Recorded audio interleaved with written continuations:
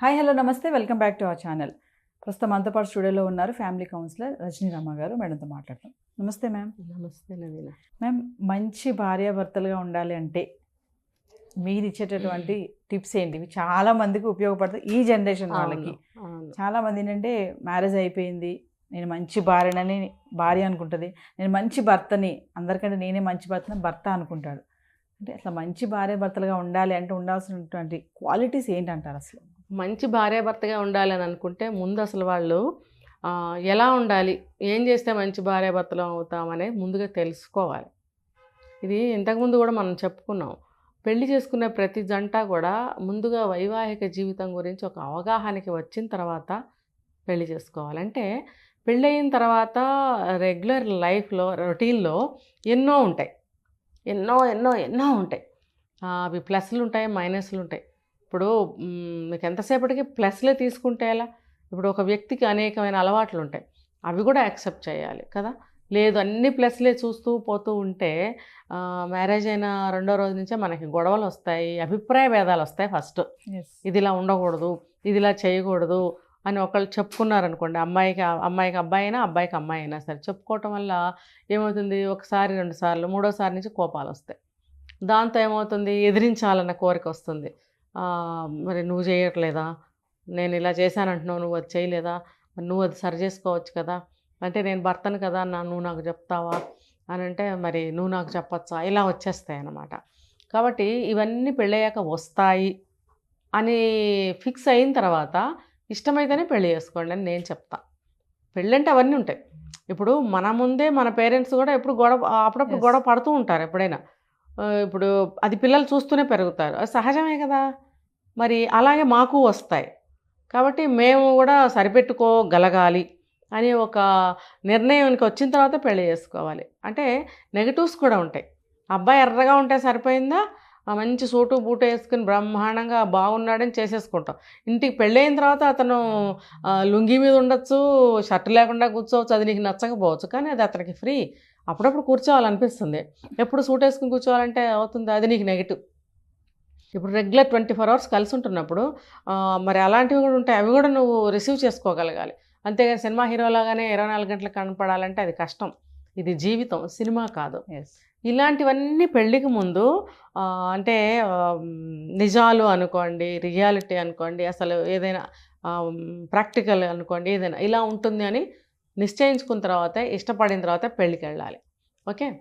So day 1 నుంచి, marriage అయిన day 1 నుంచి కూడా వీళ్ళు భర్త ఏం చేయాలంటే భార్యని ఇంకొక తల్లిలాగా చూడటం అలవాటు చేసుకోవాలి.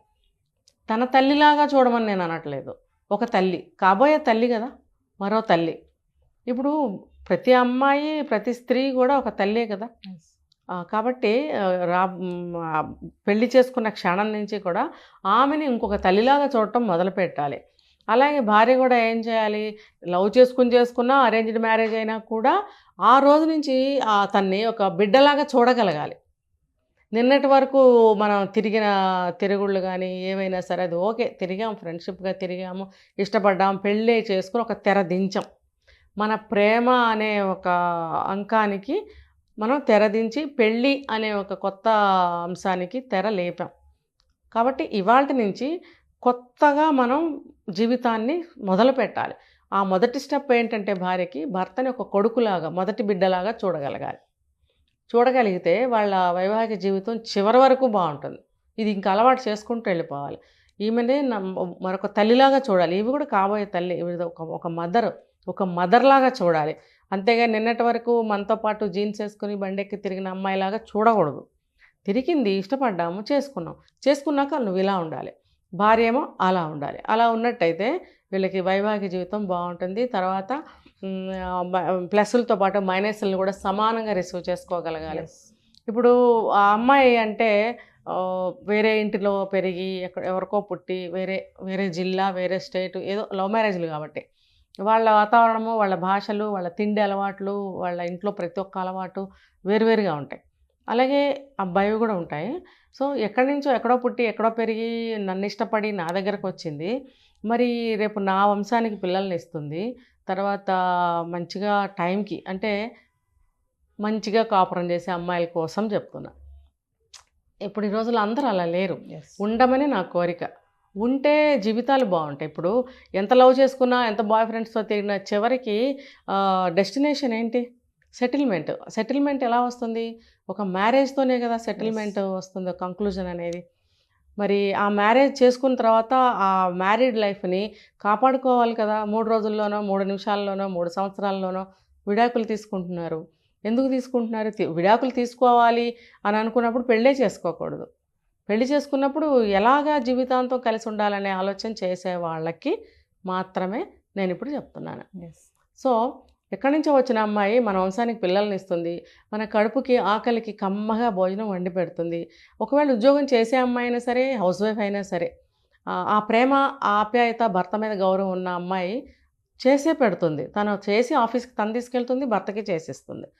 లేదు అటువంటి అభిప్రాయం లేని అమ్మాయి అయితే చేయదు. నేను మంచి అమ్మాయిలకి అని చెప్పాను కదా ఇప్పుడు ఇది. సో మరి తర్వాత తన ఇంటిని ఒక సైనికుల్లా కాపాడుతుంది. ఇది ఏ తరంలో ఇల్లాలకైనా నేను చెప్తున్నాను. ఇప్పుడు మా వయసు వాళ్ళైనా, మీ వయసు వాళ్ళైనా, నెక్స్ట్ జనరేషన్ వాళ్ళకైనా ఇదే. ఒక ఇంటిని ఒక మంచి అమ్మాయి సైనికుల్లా కాపాడుతుంది. తర్వాత భర్త కీర్తి ప్రతిష్టల్ని పెంచుతుంది, పరువు ప్రతిష్టల్ని కాపాడుతుంది. మరి భర్తకి పెద్ద వయసు వచ్చిన తర్వాత హెల్త్ బాగోకపోతే తన వంతు తను ఎంత చేయగలిగితే అంత చివరి వయసు వరకు ఏదో ఒక సేవ చేయటానికే ప్రయత్నిస్తుంది. జీవితం చివరి వరకు తోడు నిలబడుతుంది ఒక మంచి అమ్మాయి. మరి అలాంటి అమ్మాయిని ఎలా చూడాలి? మరి అలాగే ఒక అమ్మాయి కూడా భర్తని, ఇప్పుడు ఇద్దరూ కూడా పెళ్ళి అవ్వటమే భర్త నా బానిసం చేసుకోవాలని, భార్యని నా బానిస చేసుకోవాలని, పని చేయటానికే వచ్చాడు అని అనుకోకూడదు. ఇద్దరు ఒకరికొకళ్ళు హెల్ప్ చేసుకోండి, సేవ అనుకోండి, సహాయం అనుకోండి. లేకపోతే ఇద్దరం జాబ్ చేయాలి, టైం సరిపోవటం లేదనుకోండి, ఇద్దరు సహాయం చేసుకుంటే గబగబా వెళ్తారు కదా. దెబ్బలాడుకోవద్దు, ఎవరికి అయినంతలో వాళ్ళు చేసుకోవాలి. బానిసను చేయటానికి ప్రయత్నించకండి. ఒక మంచి అమ్మాయి ఏం చేస్తుందంటే భర్తని రాజుని చేయాలని చూస్తుంది. ఎందుకో తెలుసా? తను రాణి అవ్వచ్చు కదా. భర్త రాజు అయితే తను రాణే కదా. మరి అప్పుడు ఎంత బాగుంటుంది? చాలా బాగుంటుంది. తెలివిగల అమ్మాయి చేయాల్సిన పని ఇది. అంతేగాని బానిసం చేయకూడదు. అబ్బాయి అయినా అమ్మాయిని బానిసం చేయకూడదు. సో ఇవి తెలుసుకోవాలి. తర్వాత అమ్మాయి ఏం చేయాలి? భర్త కష్టపడి వస్తున్నాడు, అతనికి ఇంటికి రాగానే కాస్త సేద తీర్చే మాటలు, కాస్త టీ, కాఫీ, మంచినీళ్ళు, ఏదైనా స్నాక్స్ ఉంటే పెట్టడము, అన్నిటికంటే మించి చల్లగా మాట్లాడటము. ఇంట్లో ఉండే అమ్మాయి అయినా, ఉద్యోగం చేసిన అమ్మాయి అయినా సరే, ఇద్దరు కలిసి వెళ్తారు, కొంతమంది కలిసి వస్తారు. ఇంటికి రాగానే తాళం తీసుకుని ఇంట్లోకి వచ్చి కూడా చేయవలసిన పని ఇది.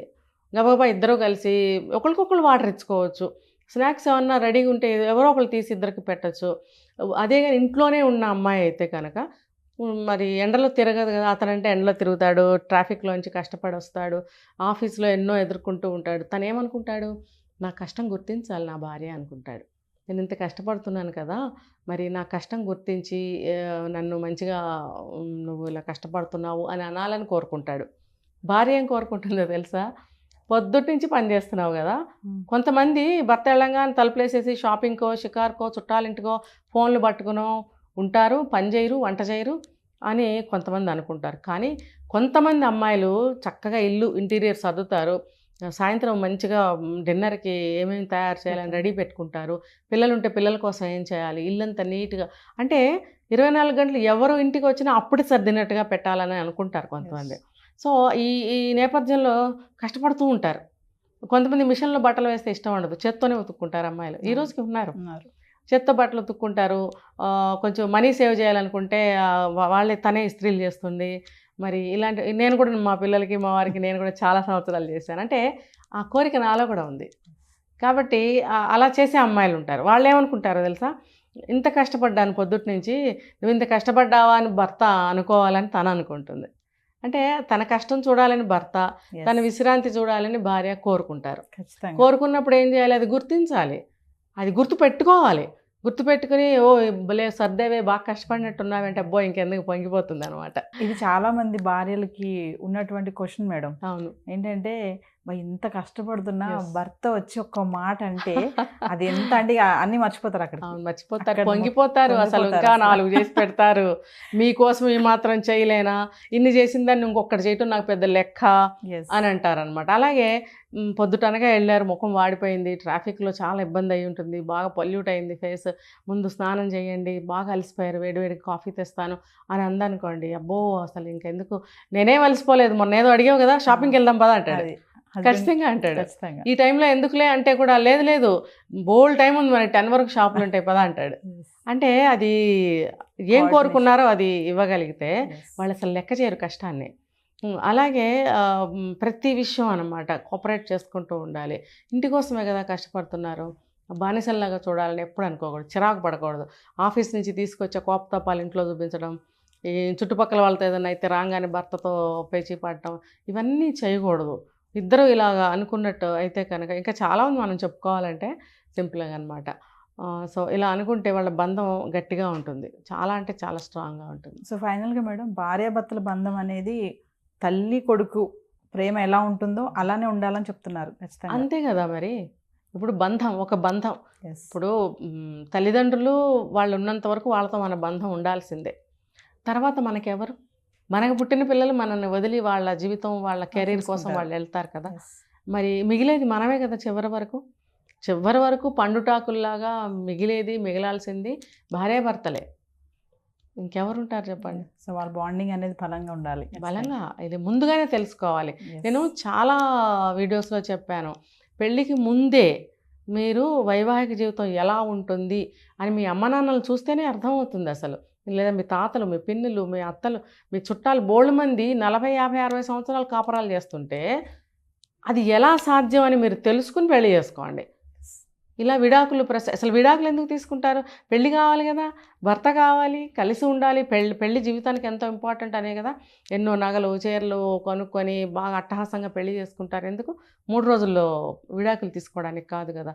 కాబట్టి నేను ఇచ్చే సలహా ఏంటంటే, తెలుసుకోండి వైవాహిక జీవితం ఎలా ఉంటుంది.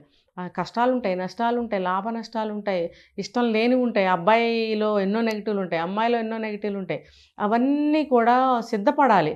నెగిటివ్ ఉంటే నేను ఎందుకు చేసుకోవాలి, పెళ్ళైన తర్వాత గబుక్కునే యాక్సిడెంట్ అవుతుంది, లేకపోతే ఏదో దెబ్బ తగిలి ఒక ఏలు కట్ అయిపోతుంది, లేకపోతే ఏదైనా అనారోగ్యం చేసి హెయిర్ ఊడిపోతుంది. ఇవన్నీ ఊహించండి. 10 సంవత్సరాల తర్వాత భార్య భర్త అందంగా లేడని వదిలేస్తారా? అది తప్పు కదా. ఏది వచ్చినా సరే లైఫ్లో ఇలాంటివి వస్తాయి అని సిద్ధపడి ఇష్టమైతేనే న్యాచురల్గా ఉంటేనే మీరు పెళ్లి చేసుకోండి. Thank you ma'am.